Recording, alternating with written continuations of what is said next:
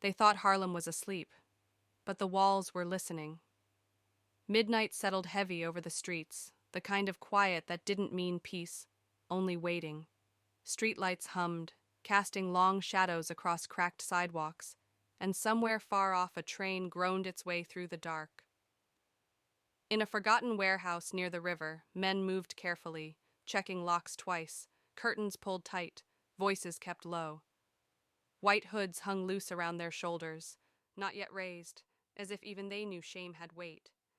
The KKK had chosen Harlem because they believed it would scare people, because hate always mistakes silence for weakness. Inside, the air smelled of dust, oil, and arrogance. Folding chairs scraped the concrete floor as the men sat, confident that secrecy protected them. They spoke of taking control, of making examples, of sending messages written in blood and fear. Laughter slipped out, short, ugly sounds, when one of them said no one in Harlem would dare touch them. They didn't know that Harlem already had a protector, and he didn't announce himself with speeches or slogans. He listened. He waited. Bumpy Johnson heard about the meeting 2 nights earlier, from a man who sold fish by day and information by night. Bumpy didn't react then. He never did. He simply nodded, finished his drink, and walked back into the cold with his hands in his coat pockets. By morning, the streets were already talking without speaking. Doors opened and closed. Phones rang once, then went dead. Men who trusted Bumpy trusted him with their lives, and he never asked twice. As the KKK gathered that night, Bumpy moved through Harlem like a shadow that belonged there. He knew every alley, every fire escape, every place the dark could hide a man. The city breathed with him. Somewhere a window curtain shifted, just enough to let him know eyes were watching, and that was fine. Harlem always watched. Loyalty lived here, not fear. Outside the warehouse, Bumpy stopped. He checked his watch, not because he was nervous, but because timing mattered. Justice, in his world, wasn't rushed. From inside, muffled voices rose and fell, thick with confidence. One man joked about how easy it was to walk into Harlem unnoticed. Bumpy almost smiled. He reached into his coat and felt the familiar weight there, steady and reassuring. Not anger, clarity. This wasn't revenge. This was protection. Harlem had given him everything: respect, power, purpose. And he had sworn, long before that night, that no one would poison its streets with hate and walk away untouched. When the first man inside glanced at the clock on the wall, feeling an unexplained chill crawl up his spine, Bumpy Johnson was already in position, calm, silent, certain. The night held its breath, and Harlem waited for the sound that would change everything. The lights died without warning, plunging the warehouse into a darkness so sudden it felt physical, like a hand clamped over the eyes. For half a heartbeat, there was silence. Pure, terrified confusion, then everything unraveled at once. Chairs scraped violently as men stood, curses flying, boots pounding concrete. Someone shouted for a flashlight. Someone else reached for a gun with shaking hands. Panic spread faster than sound, feeding on itself, turning confidence into raw fear. The first shot cracked through the dark, sharp and final. It wasn't wild or desperate, it was placed. Then another, then several more, measured, controlled, moving through the room with intent.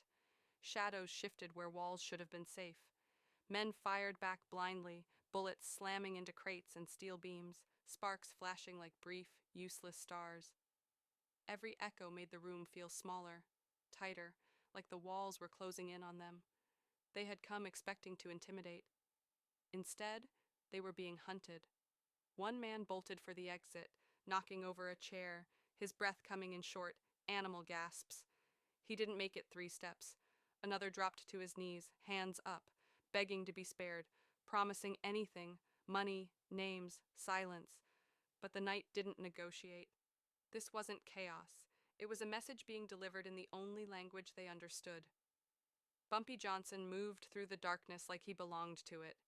He didn't rush. He didn't shout. He knew the room, knew the angles, knew where fear would drive them.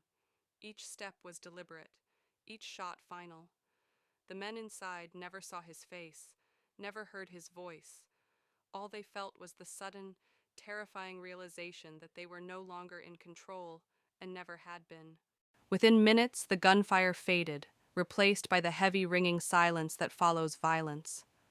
Smoke hung in the air, stinging the eyes, carrying the sharp smell of gunpowder and fear. Bodies lay scattered where moments earlier men had been planning terror, their white robes now meaningless rags in the dark.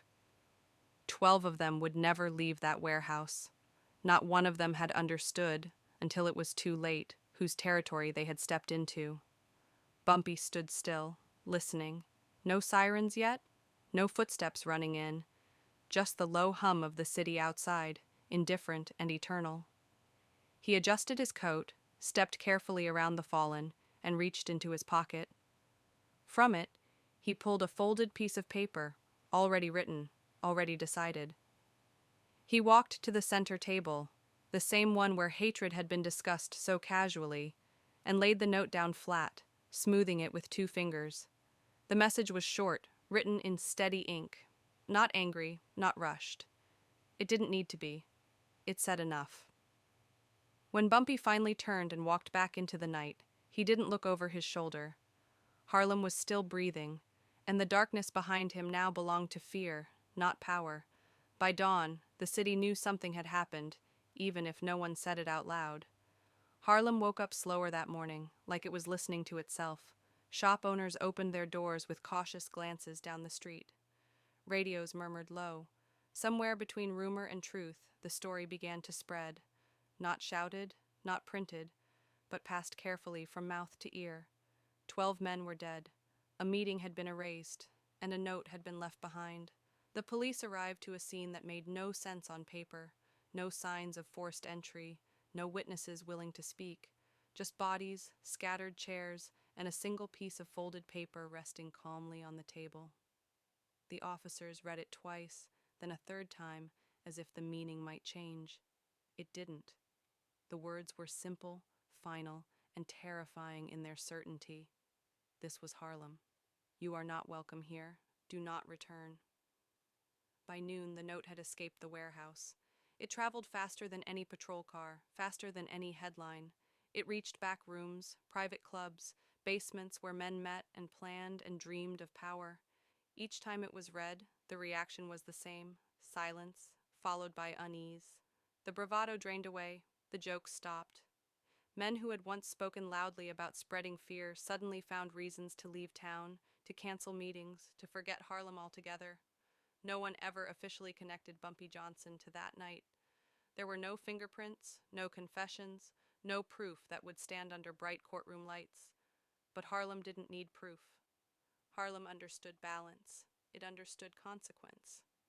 And it understood that someone had stood between it and something evil, without asking for praise or permission. Bumpy went about his days as usual. He walked the streets, nodded to shopkeepers, spoke softly to children who knew his name before they knew its meaning. If the weight of that night sat on his shoulders, he didn't show it. He had done what he believed was necessary, nothing more, nothing less. Power, to him, was never about cruelty. It was about control, of chaos, of fear, of lines that should never be crossed. Years later, people would argue about what really happened in that warehouse. Some would exaggerate, some would deny it entirely, but one fact never changed. After that night, the KKK never held another meeting in Harlem, not in a warehouse, not in a basement, not anywhere within those streets. Hate learned a lesson it couldn't afford to forget. And so the story ended the way Harlem liked its stories to end. Not with applause, not with speeches, but with quiet certainty.